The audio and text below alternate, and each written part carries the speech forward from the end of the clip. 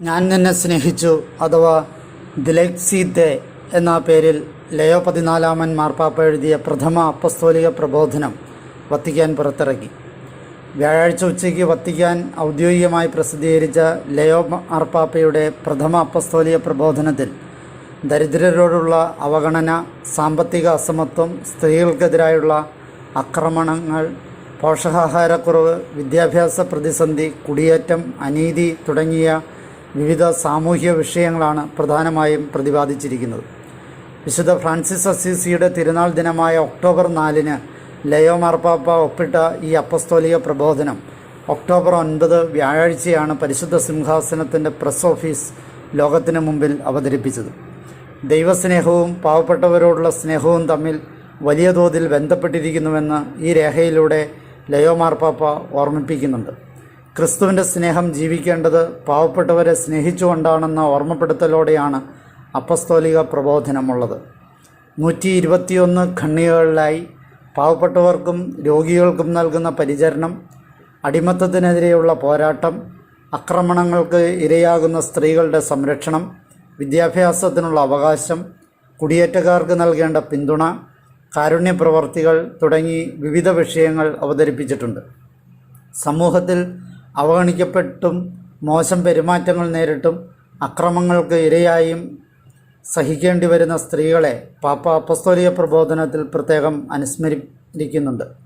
സമൂഹത്തിൽ പാവപ്പെട്ടവർ ഉണ്ടാകുന്നത് അവരുടെ വിധി കൊണ്ടല്ലെന്ന് ഓർമ്മിപ്പിച്ച മാർപ്പാപ്പ, ക്രൈസ്തവർ പോലും ചില ലൗകിക പ്രത്യയശാസ്ത്രങ്ങൾക്കും രാഷ്ട്രീയ സാമ്പത്തിക നിർദ്ദേശങ്ങൾക്കും വഴിപ്പെട്ട് അന്യായമായ സാമാന്യവൽക്കരണത്തിനും തെറ്റായ നിഗമനങ്ങളിലേക്കും നയിക്കപ്പെടുന്നുണ്ടെന്നും ചൂണ്ടിക്കാട്ടി.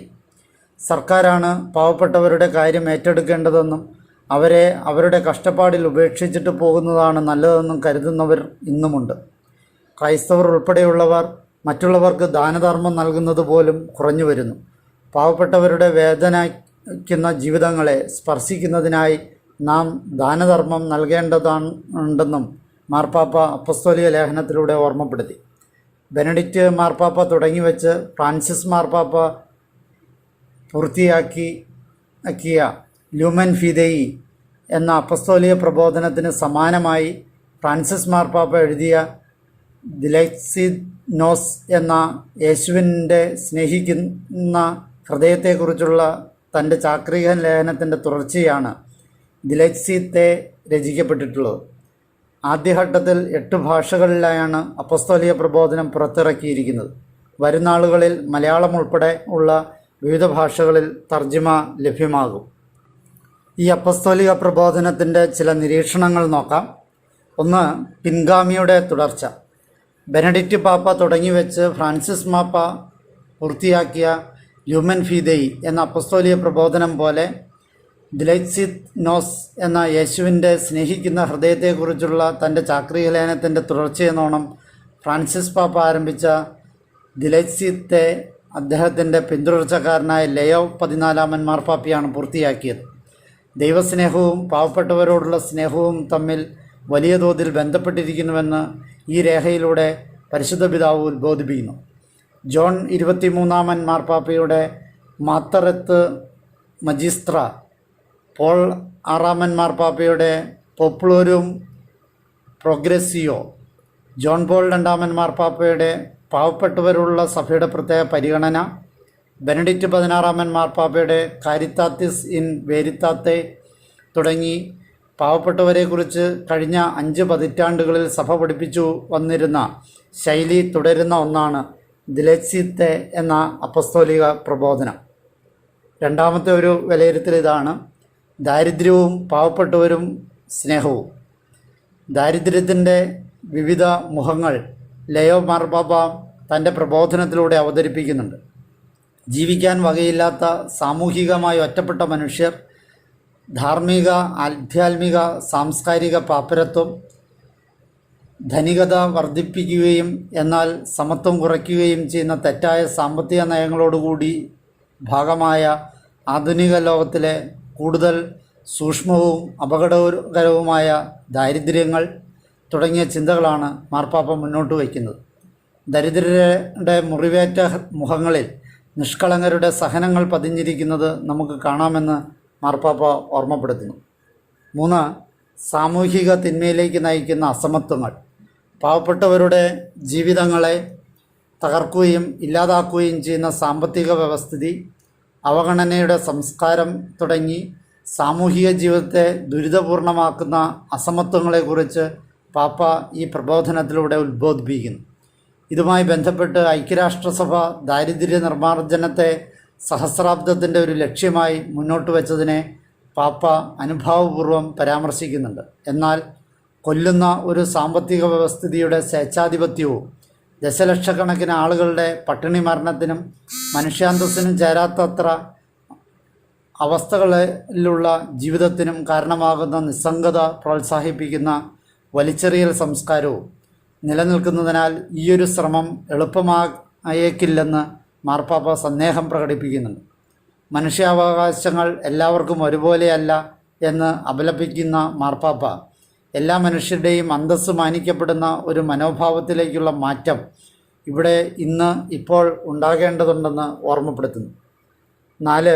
കുടിയേറ്റക്കാർക്ക് ലഭിക്കേണ്ട സ്വീകാര്യത. തൻ്റെ പ്രഥമ അപ്പസ്തോലിക പ്രബോധനത്തിൽ കുടിയേറ്റക്കാരെ മാർപ്പാപ്പ പ്രത്യേകം പരിഗണിക്കുന്നുണ്ട്. കുടിയേറ്റ ശ്രമത്തിനിടയിൽ മരണമടഞ്ഞ് ലോകം മുഴുവൻ പങ്കുവയ്ക്കപ്പെട്ട അലൻ കുർദി എന്ന കുട്ടിയെക്കുറിച്ച് അനുസ്മരിക്കുന്ന പാപ്പ ഇത്തരം സംഭവങ്ങൾ നാമമാത്രമായ വാർത്തകളായി അപ്രസക്തമായി കൊണ്ടിരിക്കുകയാണെന്ന് കുറ്റപ്പെടുത്തി. അതേസമയം സഭ ഒരമ്മയെപ്പോലെ കുടിയേറ്റക്കാർക്കു വേണ്ടി ചെയ്യുന്ന പ്രവർത്തനങ്ങളെ പാപ്പ പ്രത്യേകം എടുത്തു പറയുന്നുണ്ട്. ലോകം കുടിയേറ്റക്കാരെയും അഭയാർത്ഥികളെയും ഒരു ഭീഷണിയായി കാണുമ്പോൾ സഭ അവരെ മക്കളെപ്പോലെ കാണുന്നു. ലോകം മതിലുകൾ പണിയുന്നിടത്ത് സഭ പാലങ്ങൾ പണിയുന്നു. കാരണം സമൂഹത്തിൻ്റെ വാതിലുകൾ മുട്ടി നിരസിക്കപ്പെടുന്ന ഓരോ കുടിയേറ്റക്കാരനിലും ക്രിസ്തുവിനെ അവൾ കാണുന്നു. പാവപ്പെട്ടവരെക്കുറിച്ച് ഫ്രാൻസിസ് പാപ്പ ഉപയോഗിച്ചിരുന്ന സ്വീകരിക്കുക, സംരക്ഷിക്കുക, പിന്തുണ നൽകുക, സമൂഹ ജീവിതത്തിൽ പങ്കുചേർക്കുക തുടങ്ങിയ 4 പ്രയോഗങ്ങൾ ലയോ മാർപ്പാപ്പ തൻ്റെ പ്രബോധനത്തിൽ ആവർത്തിക്കുന്നുണ്ട്. 5. തെറ്റായ ആശയങ്ങളും സമൂഹത്തിലെ തിന്മകളും. സമൂഹത്തിൽ അവഗണിക്കപ്പെട്ടും മോശം പെരുമാറ്റങ്ങൾ നേരിട്ടും അക്രമങ്ങൾക്ക് ഇരകളായും സഹിക്കേണ്ടി വരുന്ന സ്ത്രീകളെക്കുറിച്ച് മാർപ്പാപ്പ പ്രത്യേകം അനുസ്മരിക്കുന്നുണ്ട്. സമൂഹത്തിൽ പാവപ്പെട്ടവർ ഉണ്ടാകുന്നത് അവരുടെ വിധി കൊണ്ടല്ലെന്ന് ഓർമ്മിപ്പിക്കുന്ന മാർപ്പാപ്പ ഇത് ചില തെറ്റായ തിരഞ്ഞെടുപ്പുകളുടെ അനന്തരഫലമാണെന്ന് എഴുതുന്നു. ക്രൈസ്തവർ പോലും ചില ലൗകിക പ്രത്യയശാസ്ത്രങ്ങൾക്കും രാഷ്ട്രീയ സാമ്പത്തിക നിർദ്ദേശങ്ങൾക്കും വഴിപ്പെട്ട് അന്യായമായ സാമാന്യവൽക്കരണത്തിനും തെറ്റായ നിഗമനങ്ങളിലേക്ക് നയിക്കപ്പെടുന്നുണ്ട്. സർക്കാരാണ് പാവപ്പെട്ടവരുടെ കാര്യം ഏറ്റെടുക്കേണ്ടതെന്നും അവരെ അവരുടെ കഷ്ടപ്പാടുകളിൽ ഇട്ടിട്ട് പോകുന്നതാണ് നല്ലതെന്നും എളുപ്പമെന്നും കരുതുന്നവരുമുണ്ട്. അതുകൊണ്ട് തന്നെ ക്രൈസ്തവരുൾപ്പെടെ പലരും മറ്റുള്ളവർക്ക് ദാനധർമ്മം നൽകുന്നത് പോലും കുറച്ചു കൊണ്ടുവരുന്ന അവസ്ഥയാണുള്ളതെന്ന് അപലപിച്ച പാപ്പ പാവപ്പെട്ടവരുടെ വേദനിക്കുന്ന ജീവിതങ്ങളെ സ്പർശിക്കുന്നതിനായി നാം ദാനധർമ്മം നൽകേണ്ടതുണ്ടെന്ന് ഓർമ്മപ്പെടുത്തുന്നു. ചില ക്രൈസ്തവ ഗ്രൂപ്പുകളിൽ പാവപ്പെട്ടവർക്ക് വേണ്ടിയുള്ള അധ്വാനവും ശ്രമങ്ങളും അശേഷമില്ലെന്ന് അപലപിച്ച മാർപ്പാപ്പ നമ്മുടെ വിശ്വാസവും പാവപ്പെട്ടവരോടുള്ള പരിഗണനയും തമ്മിൽ വേർപെടുത്താനാകാത്ത ഒരു ബന്ധമുണ്ടെന്ന് ഓർമ്മിപ്പിക്കുന്നുണ്ട്. 6. വിശുദ്ധരുടെയും സമർപ്പിത സമൂഹങ്ങളുടെയും സാക്ഷ്യം. പാവപ്പെട്ടവരോടും ദുരിതങ്ങളിലൂടെ കടന്നു പോകുന്നവരോടുമുള്ള നിസ്സംഗതയ്ക്ക് മറുപടി നൽകുന്ന വേറൊരു ലോകം നിലനിൽക്കുന്നുണ്ടെന്ന് മാർപ്പാപ്പ കാണിച്ചു തരുന്നുണ്ട്. വിശുദ്ധരും വാഴ്ത്തപ്പെട്ടവരും മിഷണറിമാരുൾപ്പെടുന്ന ഒരു ലോകമാണത് എന്ന് വ്യക്തമാക്കുന്ന പാപ്പ Francis Assisi, Mother Teresa, Augustine തുടങ്ങിയ വിശുദ്ധരുടെ ഉദാഹരണം എടുത്തുകാട്ടി. ദൈവത്തെ സ്നേഹിക്കുന്നുവെന്ന് പറയുകയും പാവപ്പെട്ടവരോട് സഹാനുഭൂതി ഇല്ലാതിരിക്കുകയും ചെയ്യുന്നവർ നുണ പറയുകയാണ് എന്ന് വിശുദ്ധ അഗസ്റ്റിൻ പറയുന്നത് പാപ്പ ഉദ്ധരിക്കുന്നുണ്ട്.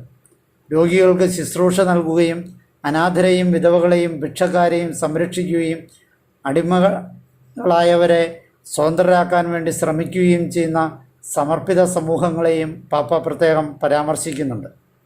ഇന്നത്തെ ലോകത്ത് ഇത്തരം സമർപ്പിത സമൂഹങ്ങളുടെ പാരമ്പര്യം ഇല്ലാതാക്കുകയല്ല, മറിച്ച് ആധുനിക അടിമത്തങ്ങളായ മനുഷ്യക്കടത്ത്, നിർബന്ധിത തൊഴിൽ, ലൈംഗിക ചൂഷണം, പലവിധങ്ങളിലുള്ള ആസക്തികളും അടിമത്തങ്ങളും തുടങ്ങിയവയിൽ നിന്ന് ആളുകളെ മോചിപ്പിക്കുന്ന പുതിയ തരം പ്രവർത്തന മേഖലകളിലേക്ക് അവ നീങ്ങുകയാണെന്ന് മാർപ്പാപ്പ എഴുതി. 7. ഉണർത്തുകയും പ്രതികരിക്കുകയും ചെയ്യേണ്ടതിൻ്റെ ആവശ്യകത. പാവപ്പെട്ടവരെ കൈപിടിച്ചുയർത്തുകയും ഉദ്ബോധിപ്പിക്കുകയും ചെയ്യേണ്ടതിൻ്റെ ആവശ്യത്തെക്കുറിച്ചും പാപ്പ തൻ്റെ അപ്പസ്തോലിക പ്രബോധനത്തിൽ ഓർമ്മിപ്പിക്കുന്നുണ്ട്. ഇത് മറ്റുള്ളവർക്ക് ചെയ്യുന്ന ഒരു ഉപകാരമല്ല, നമ്മുടെ കടമയാണെന്ന് പാപ്പ എഴുതുന്നു. ഇത്തരം പ്രവർത്തനങ്ങളുമായി ബന്ധപ്പെട്ട് പലപ്പോഴും സംശയത്തിൻ്റെ നിഴലിൽ നിർത്തപ്പെടുകയും പീഡിപ്പിക്കപ്പെടുക പോലും ചെയ്യപ്പെടുന്ന വ്യക്തികളുണ്ടെന്ന് മാർപ്പാപ്പ ഓർമ്മപ്പെടുത്തുന്നു. ഇത്തരം ചിന്തകളുടെ പശ്ചാത്തലത്തിൽ ധൈര്യപൂർവം വ്യത്യസ്തങ്ങളായ രീതികളിലാണെങ്കിലും മറ്റുള്ളവർ നമ്മെ വിഡ്ഢികളാണെന്ന് വിളിക്കാൻ സാധ്യതയുള്ളപ്പോഴും ആളുകളെ വിളിച്ചു ഉണർത്തുകയും അവരെ ഉത്ബോധിപ്പിക്കുകയും സമൂഹത്തിലെ തെറ്റുകളെ ചൂണ്ടിക്കാട്ടുകയും ചെയ്തുകൊണ്ട് മുന്നേറാൻ തൻ്റെ പ്രബോധനത്തിലൂടെ പാപ്പ മുഴുവൻ ജനത്തോടും ആവശ്യപ്പെടുന്നു. അനീതിയുടെ ഘടനകൾ തിരിച്ചറിയപ്പെടുകയും അവയെ നന്മയുടെ ശക്തി കൊണ്ട് നശിപ്പിക്കുകയും വേണമെന്ന് പരിശുദ്ധ പിതാവ് എവരെയും ഉത്ബോധിപ്പിക്കുന്നു. പാവപ്പെട്ടവരാൽ സുവിശേഷവൽക്കരണപ്പെടാനായി നമ്മെ തന്നെ വിട്ടുകൊടുക്കേണ്ടതിൻ്റെ ആവശ്യം എടുത്തു പറയുന്ന പാപ്പ, പാവപ്പെട്ടവർ സമൂഹത്തിലെ ഒരു പ്രശ്നമല്ല, മറിച്ച് സഭയുടെ കേന്ദ്രം തന്നെയാണ് എന്ന് ഈ മനോഹരമായ അപ്പസ്തോലിക പ്രബോധനത്തിലൂടെ ഓർമ്മപ്പെടുത്തുന്നുണ്ട്.